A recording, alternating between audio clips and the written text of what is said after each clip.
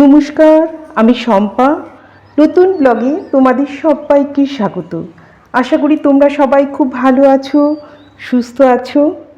আজকে জামাই ষষ্ঠী, আমিও জামাই ষষ্ঠীর অ্যারেঞ্জমেন্টই করছি। আমার বাবা যখন বেঁচে ছিলেন তখন আমার বাবার বাড়িতে অনেক বড় করে ষষ্ঠী হতো। আমার শ্বশুর বাড়িতে ষষ্ঠীর কোনো নিয়মকানুন নেই, কিন্তু আমার বাবার বাড়িতে ষষ্ঠীর প্রচুর নিয়মকানুন ছিল। আমার বাবা অ্যারেঞ্জমেন্টও করতো। আমার বাবা খেতে ভীষণ ভালোবাসে, খাওয়াতেও তেমনি ভীষণ ভালোবাসতো। কোনো সবজি বা ডাল এইসব কখনো রান্না হতো না, নানা রকমের মাছ রান্না করতো। আর হতো পাঁঠার মাংস, সেটা তো হবেই। আর মাছের মধ্যে কমন হচ্ছে চিতল মাছ, এটা থাকবেই। তাছাড়া ইলিশ মাছ হতো, একটা চুনো মাছ হতো, সেটা পুঁটি মাছ হোক বা খলসে মাছ হোক বা মোরলা মাছ হোক, কিছু একটা হবে। অনেক রকমের মা রান্না করতো। ভাজার মধ্যে 5 রকম ভাজা দিত, তার ভিতরেও একটা মাছ থাকতো, সেটা অবশ্যই ঘি দিয়ে খেতে হবে। এছাড়া নানা রকমের তো মিষ্টি থাকতোই। আর যেটা থাকতো সেটা হচ্ছে দুধ আর আম, সেটা কিন্তু খেতেই হবে। পরিবেশন করতো আমার মা, আর আমার বাবা বসে বসে তদারকি করত। আমার বাবা একটু রাশভারী মানুষ ছিল। বাবার সামনে খাবো না এই কথাটা বলার সাহস কাউরি নেই। আমার মায়েরই সাহস হতো না বাবার সামনে কিছু বলা, আর আমরা তো ছাড়পোকা। জামাই ষষ্ঠীর দিন সব থেকে সমস্যায় পড়তো আমার জামাইবাবু। সে বেচারি তো একদম ফুটি নয়, আর আমার বাবার সামনে সে পুরো কেন্নর মতো গুটিয়ে যেত। আমার দিদির শ্বশুরবাড়ি আমার বাবার বাড়ির কয়েকটা পরেই। আমার দিদি এই কারণে সকালবেলায় আমাদের বাড়িতে চলে আসতো, আর দিদির মেয়ে তো আমাদের বাড়িতেই থাকতো। কিন্তু আমার জামাইবাবু সকালবেলা থেকে তার টিকিটই পাওয়া যেত না। রাত্রিবেলায় এসে খেয়ে বাড়ি চলে যেত। মাছটা এবার ওদিকে বসিয়ে মাংসটা রান্না করব। পেঁয়াজটা তেলের মধ্যে দিয়ে দেব। পেঁয়াজ কুচিটা একদম লাল করে ভেজে নেব, বেরেস্তা বানাবো। আজকে মরিচ মুরগি রান্না করব, খুব টেস্টি এই রেসিপিটা। পেঁয়াজটা ভাজা হয়ে গেছে, এইবার তুলে নেব।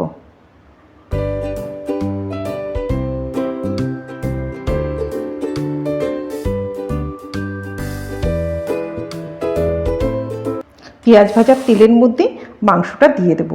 মাংসটাও লাল করে ভাজবো।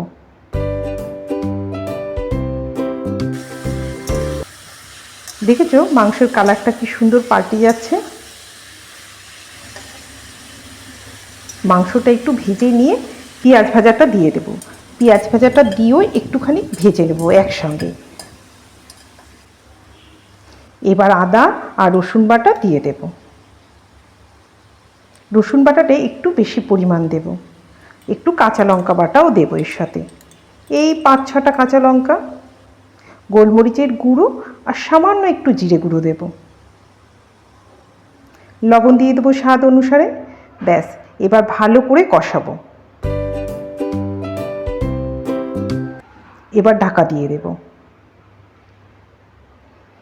এদিকে মাছের মাথার ডালটাও হয়ে গেছে, এবার ডালটাকে নামিয়ে নেব। ওদিকে বেগুন ভাজা, আমের চাটনি দুটো হয়ে গেছে, মাছও হয়ে গেছে। ধরে গেছে সব। হ্যাঁ, তোমার ফাইলগুলো এবার ঢুকিয়ে দাও, তাহলে খানিকটা জায়গা হয়ে যাবে। ওটা ভিতরে ছিটকানি আছে, ওটাকে আটকে তারপরে এটাকে।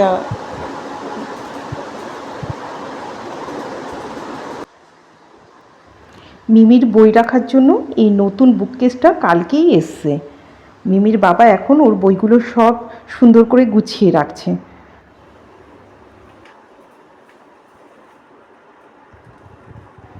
মিমির তো প্রচুর বই, এই নিয়ে 3টে বুককেস ভর্তি ওর বই হলো। এদিকে মিমি পড়াশোনা করছে। দেখে আসি ওদিকে মাংসটা কতদূর হলো। একদম হয়ে গেছে মাংসটা। এটা দিয়ে না রুটি খেতে ভীষণ ভালো লাগে। রাতে পরোটা বানাবো।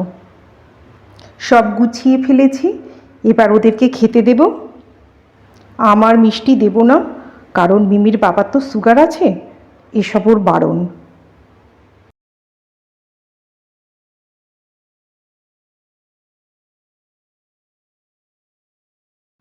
উচ্ছে সিদ্ধ, বেগুন ভাজা, মাছের মাথার ডাল, মাছের কালিয়া, মাংস, চাটনি আর টক দই, আজকের এটাই মেনু।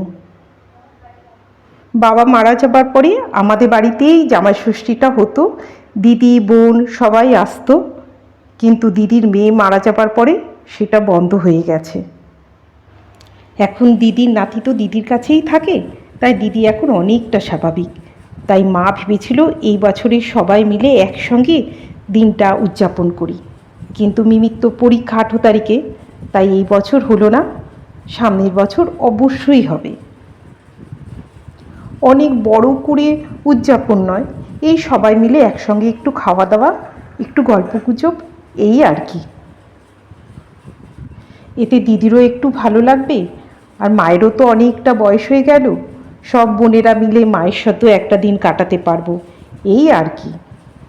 মাও সবার মাঝখানে অনেকটা সময় কাটাতে পারবে। কেমন হয়েছে মাছটা?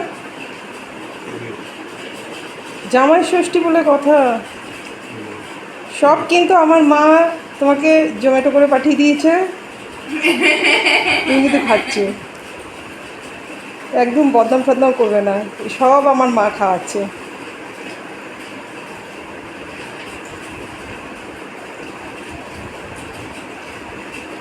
ঠিক না মিমি? দিদু জোম্যাটো করে পাঠিয়ে দিয়েছে, মিমি ওই জন্য আয়েস করে খাচ্ছে।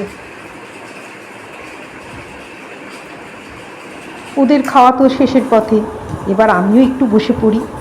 আজকের ভিডিওটাও তাহলে শেষ করি। আজকের ভিডিওটা এই পর্যন্ত থাক। ভিডিওটা কেমন লাগলো কমেন্ট করে জানিও, ভালো লাগলে একটা লাইক করো। আজ তবে আসি, দেখা হবে নেক্সট ভিডিওতে। মাছটা রেডি হয়েছে।